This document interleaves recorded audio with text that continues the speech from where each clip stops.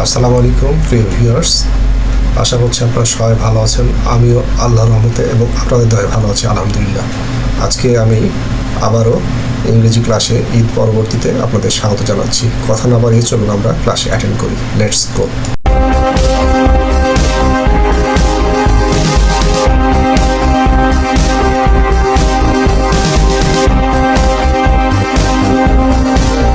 দেখতে পাচ্ছি? অবশ্যই। আচ্ছা, ঠিক আছে। এখন সবাই শুনি আগে। আমাদের ক্লাসে বেশিরভাগ ছাত্রদের বেসিক দুর্বল, যারা ভালো আছে তাদের ধন্যবাদ এবং আলহামদুলিল্লাহ। আমরা প্রথমে যেটা আলোচনা করছি ভার্ব। কাউকে লিখতে হবে না, একটু শুনবো শুধু। ভার্ব যে ওয়ার্ড বা পার্ট অফ স্পিচ দ্বারা কোনো কাজ করা বোঝায় তাকে ভার্ব বা ক্রিয়াপদ বলে। মনে করতে হবে এই বছরের শেষ আলোচনা এটা ভার্ব। এখন আমরা এখানে একটা এক্সাম্পল লিখছি, দেখি। বাক্য লিখেছি আমি, আই ইট রাইস। এখন এই বাক্যে ভার্ব দেখা যাচ্ছে ইট, লাল কালি দিয়ে যেটা আমি আন্ডারলাইন দিয়েছি সেটা ভার্ব। আমরা স্পিকার অফ রাখি, স্পিকারগুলো সবাই অফ রাখি, সাউন্ড আসছে। We go to Dhaka, we go to Dhaka. এখানে লাল কালিতে গো লেখা আছে। এখানে আই ইট রাইস, ইট দ্বারা খাওয়া বোঝায়, গো দ্বারা যাওয়া বোঝায়। এইটা ভার্ব। ভার্বকে ইংরেজি গ্রামারে ভার্বকে একটা সাংকেতিক চিহ্ন আছে ভার্বে, সেটা পিভি। কোন ভার্বের? মূল ভার্ব বা প্রধান ভার্বের, প্রিন্সিপাল ভার্বের পিভি। পিভি মানে প্রিন্সিপাল ভার্ব। এখানে পুরো একটা বাক্য লিখেছি, এই বাক্যে যেটা ভার্ব আমি সেটা ইন্ডিকেট করেছি পিভি দ্বারা। এটা শুধু আমার ইন্ডিকেশন না, এটা হলো সকল ক্ষেত্রে এইভাবে গ্রামারে ইন্ডিকেট করা হয়। এখানে আরেকটা উদাহরণ লেখা আছে ভার্বের, সেটা হলো ইট, সিট, রিড ইত্যাদি ভার্বের উদাহরণ। আর বাক্যে কীভাবে বের করবো সেটা দেখাইছি। আবার নেক্সট আলোচনা যেটা দেখছি সাবজেক্ট। খুবই সহজ কথা। যে বা যারা ক্রিয়া সম্পাদন করে, যে বলতে একজন আর যারা বলতে একের অধিক। আমি ফুটবল খেলি, এখানে আমি খেলি। কিন্তু যদি বলতাম আমরা ফুটবল খেলি, এখানে একের অধিক। যখন একের অধিক ব্যক্তি থাকবে তখন যারা বোঝায় পূর্ণ নাম্বারের ক্ষেত্রে। বা যে অথবা যারা ক্রিয়া সম্পাদন করে মানে কাজ করে, তাকে সাবজেক্ট বা কর্তা বলে, তাকে সাবজেক্ট বা কর্তা বলে। ক্রিয়াপদকে কে অথবা কাকে দিয়ে প্রশ্ন করে সাবজেক্ট বের করা যায়। একটা বাক্যের সাবজেক্ট কোনটা সেটা বের করার উপায় আছে। ক্রিয়াপদ কাকে চিনতে হবে। যেমন আমরা বাক্য লিখেছি আবারও, I eat rice. It red colour করা আছে, উই গো টু ঢাকা, এখানে রেড কালার আছে গো। এই দুই বাক্যে প্রথম বাক্যে ইট ভার্ব, দ্বিতীয় বাক্যে গো ভার্ব। এখন প্রথম বাক্যে ইটকে যদি কে দিয়ে প্রশ্ন হয়, কে খায়, তখন আমরা আই পাই। এখানে আইটা হচ্ছে সাবজেক্ট। এই যে প্রথম বাক্যে যে আই দেখা যাচ্ছে এটা সাবজেক্ট। সাবজেক্টকে একটা সংকেত দ্বারা প্রকাশ করা হয় ইংরেজি গ্রামারে, সেটা SUB, এসটা capital letter. We go to Dhaka, আমরা ঢাকা যাই। কারা যায়, এই ক্রিয়াপদকে যদি কারা দিয়ে প্রশ্ন করি, এই যে উপরে আমরা একটু আগেই অন্য কালার দিয়ে চিহ্নিত করলাম কে এবং কাকে। এখানে কাকে দিয়ে প্রশ্ন করলে, এখানে একটু ভুল লিখেছি,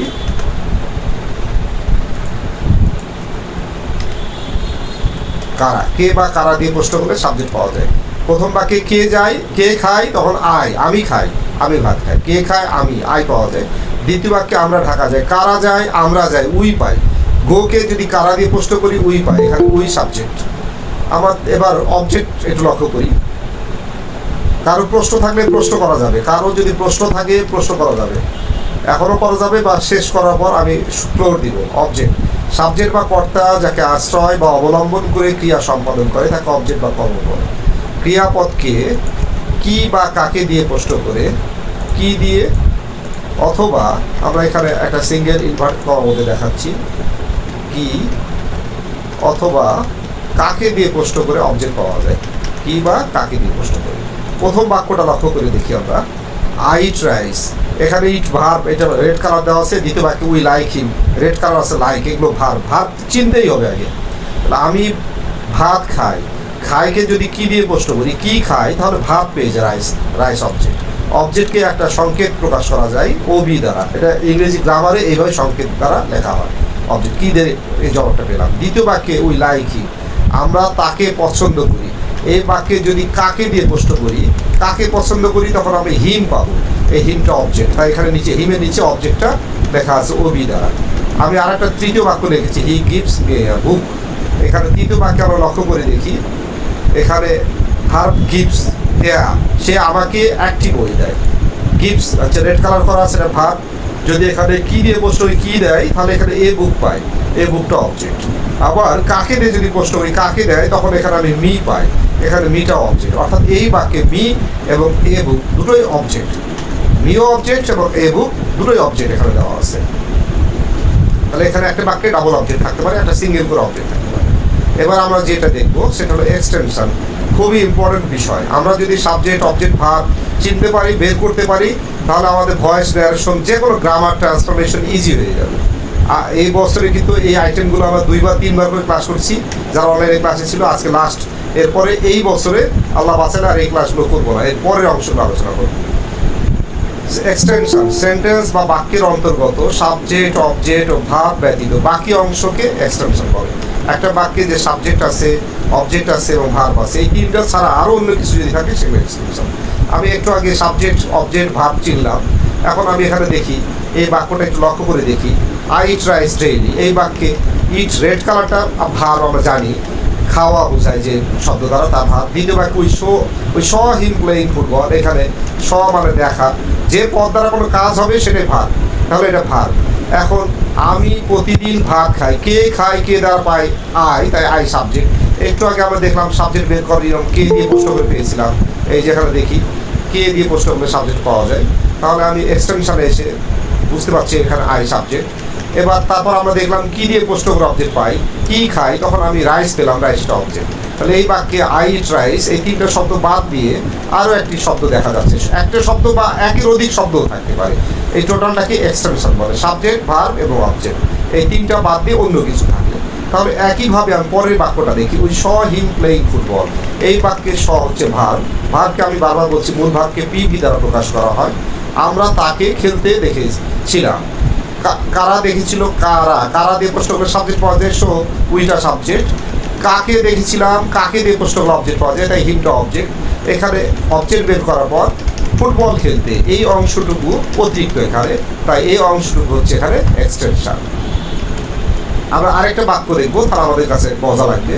he gives me a book regularly, এখানে ভার্ব দেখা যাচ্ছে গিভস, সে আমাকে প্রতিদিন একটি বই দেয়। এখানে গিভস ভার্ব, কে দেয় সে, হি সাবজেক্ট।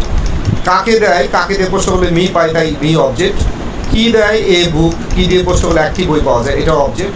প্রতিদিন, এইটা অবজেক্ট নয়, সাবজেক্ট নয়, ভার্ব নয়, সো এটা এক্সটেনশন। তাহলে আমরা দেখছি একটা বাক্যে ডাবল অবজেক্ট থাকতে পারে, সিঙ্গেলও থাকতে পারে। নেক্সট বাক্য আমরা দেখি, আই গো টু ঢাকা।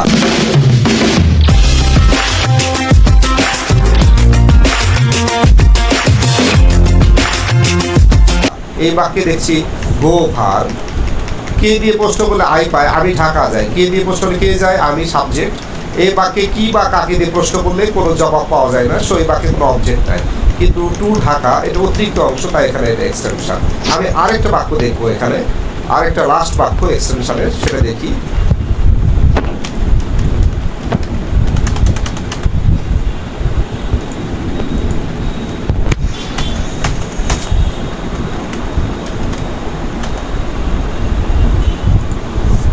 লক্ষ্য করি আমরা, go there, come here, এই বাক্যগুলো দেখি। বাক্যগুলো ইম্পারেটিভ সেন্টেন্স।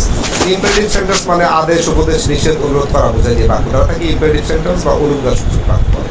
এই সকল বাক্যে সাবজেক্ট সাইলেন্ট থাকে, এখানে সাবজেক্ট সাইলেন্ট থাকে, অর্থাৎ সেকেন্ড পারসন থাকে, অর্থাৎ ইউ থাকে বাক্যের প্রথমে, কিন্তু লেখা থাকে না। যেমন এখানে আমরা দেখছি বাক্যের প্রথমে গো আছে, দ্বিতীয় বাক্যের প্রথমে কাম আছে, এগুলো প্রিন্সিপাল ভার্ব। আর এই বাক্যে কিন্তু কোনো অবজেক্ট নাই, এখানে দেয়ার দেখা যাচ্ছে, পরের বাক্যে হেয়ার দেখা যাচ্ছে। এখানে আমি একটু লিখে দিই, এখানে এটা হলো ভার্ব, আর দেয়ার যেটা দেখতে পাচ্ছি এটা কিন্তু এক্সটেনশন। এখানে কিন্তু অবজেক্ট বা সাবজেক্ট দেখা যাচ্ছে না। একইভাবে পরের বাক্যে কাম হচ্ছে ভার্ব, আর হেয়ার হচ্ছে এক্সটেনশন। এই হলো ঘটনা। তাহলে আমরা বাক্যে সাবজেক্ট, অবজেক্ট, ভার্ব, এক্সটেনশন বুঝতে পারছি। অর্থাৎ একটা বাক্যে অবজেক্ট বা সাবজেক্ট যদি নাও দেখা যায়, সেখানে এক্সটেনশনও থাকতে পারে। আবার কোনো বাক্যে শুধু অবজেক্ট থাকতে পারে, এক্সটেনশনও থাকতে পারে, ভার্ব অবশ্যই থাকবে। নেক্সট আলোচনার বিষয় পার্সন। সকল নাউন ও প্রোনাউনই পার্সন বা পুরুষ। আমি ক্লাস 9, 10 পর্যন্ত ক্লাস 6-এর একটা বাচ্চাও পার্সন সম্পর্কে বলতে পারেনি, খুব খারাপ লেগেছিল। পার্সন মানে পুরুষ, পুরুষ বলতে পুরুষ মানুষ নয়, পুরুষ বলতে এই পৃথিবীতে বিশ্ব জগতে যা কিছু আছে, পুরুষ মানুষ হোক, স্ত্রী মানুষ হোক, গরু ছাগল হাঁস মুরগি যা কিছু আছে, যা কিছু এই পৃথিবীতে আল্লাহ রেখেছে সব কিছুই পার্সন, অর্থাৎ সকল নাউন প্রোনাউনই পার্সন বা পুরুষ। গ্রামারের ভাষায় সকল নাউন ও প্রোনাউনকেই পুরুষ বলা হয়। এই পুরুষ 3 প্রকার: ফার্স্ট পার্সন, সেকেন্ড পার্সন আর থার্ড পার্সন। আমরা একটু শুনবো শুধু। ফার্স্ট পার্সন কোনো বাক্যে যে বা যারা কথা বলে তাকে ফার্স্ট পার্সন বা প্রথম পুরুষ বলে, যেমন আই, উই ইত্যাদি। সেকেন্ড পার্সন কোনো বাক্যে যাকে বা যাদেরকে সম্বোধন করে কিছু বলা হয় তাকে সেকেন্ড পার্সন বা মধ্যম পুরুষ বলে, যেমন ইউ, ইয়োর, তো ইত্যাদি। আর থার্ড পার্সন আবার বলছি, সেকেন্ড পার্সন হচ্ছে যাকে উদ্দেশ্য করে। আমি কথা বলছি, যাকে উদ্দেশ্য করে আমার সামনে যে আছে সে সেকেন্ড পার্সন। আমি কথা বলছি, আমি ফার্স্ট পার্সন। আমরা কথা বলছি, আমরা first person. Next third person বাক্যে আমি ও তুমি সম্পর্কিত। আমি সম্পর্কিত বলতে আমি, আমরা এরকম। তুমি বলতে তুমি, তোমরা, তোরা, তুই, এগুলো তুমি সম্পর্কিত। অর্থাৎ আমি এবং তুমি শব্দ সম্পর্কিত শব্দ ছাড়া অন্যান্য সকল শব্দকে থার্ড পার্সন বা নাম পুরুষ বলে, যেমন হি, সি, রহিম, রহিমা ইত্যাদি। এবার আমরা নাম্বার সম্পর্কে একটু আলোচনা করবো। নাম্বার মানে হচ্ছে বচন। যে ওয়ার্ড দ্বারা কোনো ব্যক্তি, বস্তু, প্রাণী, যে কোনো জিনিসের সংখ্যা প্রকাশ করে, সংখ্যা শুধু না, সংখ্যা, পরিমাণ বা পরিমাপ প্রকাশ করে, তাকে নাম্বার বা বচন বলে। এই নাম্বার বা বচন 2 প্রকার। কথা বলবো না, শুনবো। আমি এই ফাইলটা এখনই ক্লাস শেষ করা মাত্র পিডিএফ ফাইল আমি হোয়াটসঅ্যাপ গ্রুপে দিয়ে দেবো, যাদের প্রয়োজন লিখে নিতে পারবে। নাম্বার 2 প্রকার: সিঙ্গুলার নাম্বার ও প্লুরাল নাম্বার। সিঙ্গুলার নাম্বার ও প্লুরাল নাম্বার যারা আছে একটু শুনি, আর 2-3 মিনিট মাত্র। সিঙ্গুলার নাম্বার ও প্লুরাল নাম্বার। সিঙ্গুলার নাম্বার যে ওয়ার্ড দ্বারা একটি মাত্র ব্যক্তি, বস্তু, প্রাণী বা যে কোনো কিছু সংখ্যা, পরিমাণ বা পরিমাপ প্রকাশ করে, একটি মাত্র বোঝাইতে হবে, তাকে সিঙ্গুলার নাম্বার বা এক বচন বলে, যেমন I, Rahim, Saidpur, he, she ইত্যাদি। প্লুরাল নাম্বার যে ওয়ার্ড দ্বারা একের অধিক ব্যক্তি, বস্তু, প্রাণী বা যে কোনো কিছুর সংখ্যা, পরিমাণ বা পরিমাপ প্রকাশ করে, একের অধিক বোঝাবে, তাকে প্লুরাল নাম্বার বা বহু বচন বলে, যেমন দিস, দোজ, দে ইত্যাদি। এবার আমি একটা পার্সন ও নাম্বার মিলে একটা ছক আমি লিখে দিয়েছি। পার্সন 3 প্রকার আমরা লক্ষ্য করলাম: first person, second person, third person. আর নাম্বার 2 প্রকার: singular number, plural number. So first person singular number হচ্ছে আই, আর first person plural number we. আমাদের এই দুটো জিনিস খুবই ইম্পর্টেন্ট, সকল গ্রামারের কাজে লাগবে, এটা যেন ভুল কখনো না হয়। একইভাবে second person singular number you. You বলতে এখানে তুমি, তুই, বা এখানে আমি লিখে দিচ্ছি ইউ বলতে তুই, অথবা ইউ বলতে তুমি, অথবা ইউ বলতে আপনি। আর এখানে ইউ বলতে তোরা, অথবা তোমরা, অথবা আপনারা। আপনারা অর্থাৎ বানান একই হলে, উচ্চারণ এক হলেও অর্থ আলাদা। আর এখানে আমি 3টা করে শব্দ লিখেছি: তুই, তুমি, আপনি। ইউ বলতে যে কোনো একটা বোঝাবে, হয় তুই বোঝাবে, অথবা তুমি, অথবা আপনি।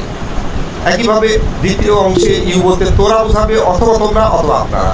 এটা প্লুরাল নাম্বার। আর বাম পাশে যেটা লিখেছি সিঙ্গুলার নাম্বার হচ্ছে ইউ, এটা সিঙ্গুলার নাম্বার সেকেন্ড পার্সন অংশ। আর এই যে 4টা শব্দ, প্রথম অংশে ফার্স্ট পার্সনে আই আর উই লেখা আছে, আর সেকেন্ড পার্সনের সোজা ইউ এবং ইউ লিখেছি, সিঙ্গুলার নাম্বার শেষে ই, আর প্লুরাল নাম্বারের নিচেও আমরা ইউ লিখেছি। এই 4টা শব্দ বাদ দিয়ে এই পৃথিবীতে যত শব্দ আছে, যা কিছু আছে, সব কিছুই আমরা লিখে শেষ করতে পারবো। যাই লিখবো, যা কিছুর অস্তিত্ব আছে, সবগুলোই থার্ড পার্সন। সেগুলো যদি একটা একটা করে লিখে আমরা হি, সি, পেন, রহিম, তাজুল, শিয়াম, সাদেক, যা লিখে আমরা, তাই হবে থার্ড পার্সন। আমরা লিখে চেয়ার, টেবিল, বেঞ্চ একটা একটা করে লিখবে।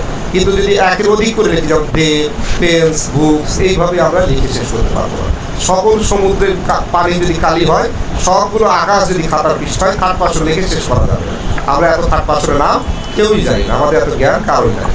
এই ছকটা যদি জানা থাকে, তাহলে আগামীকালকে আমরা এই ছকের আলোকে, একটা বিশাল ছক আছে, 2টো বিশাল ছক, আগামীকালকে আমরা রাত 10টায়, কারো বেশি সময় কি করবো না, আগামীকাল রাত 10টায় এর পরের যে অংশ আছে সেগুলো আমরা আলোচনা করব।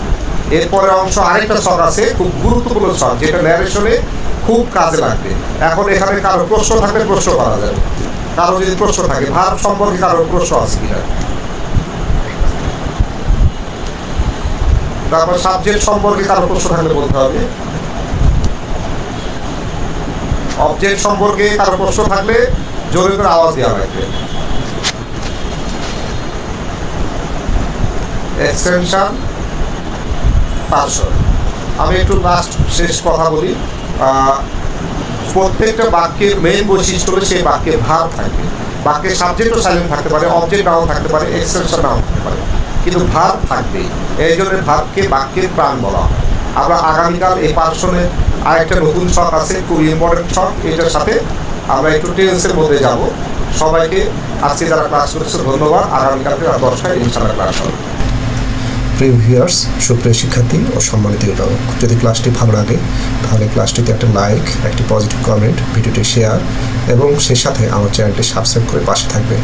ইনশাআল্লাহ অতি শীঘ্রই অন্য কোনো প্রয়োজনীয় ভিডিওতে আবারও আপনাদের সামনে হাজির হব। সে পর্যন্ত সবাই ভালো থাকবেন, অন্যকেও ভালো রাখবেন। আল্লাহ হাফেজ।